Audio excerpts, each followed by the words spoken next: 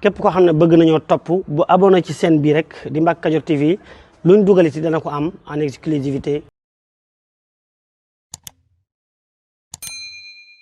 looy commentaire ci discours yi. maa ngi leen benn baat rek laa ci commentaire mooy sëñ bi sacrifié nit ñi taxul mu woote màggal gis ngeen fa sëñ Tuubaa joggi woon ba julli ci géej gi. wóolu yàlla dong la woon waaye wóoru ko woon ba xam day mucc ci ndox mi. yàlla jooju mu wóolu woon nag joggi ci moom ba tax mu jullil ko ngir bañ a mooy ndigalam.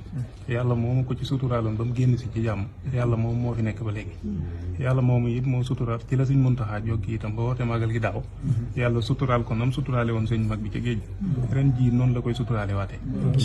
yàlla moom moo fi nekk ba léegi mosu fee jóg te du fi jóg dogu googu sëñ bi amoon nag moom la njabootam gi am rek di woote màggal gi pas-pas rek la koo xam ne nag li sëñ bi wax ci biir discours bi koo xam ne bokkule nañ ko alhamdulilah kuñ ko wutale ak yow it loo mën a wax lu safaanu it jéggal nañ la ko dañuy xam ne fa nga nekk. asalaamaaleykum mbokk yi yéen ñi nga xam ne yéen a baaxoo ànd ak chaîne bii di Mbacke Kadior TV à partir d'aujourd'hui gën nañ koo yaatal ci YouTube bi képp koo xam ne bëgg nañoo topp bu abonné ci chaîne bii rek di Mbacke Kadior TV luñ dugal ci dana ko am en exclusivité jërë ngeen jëf.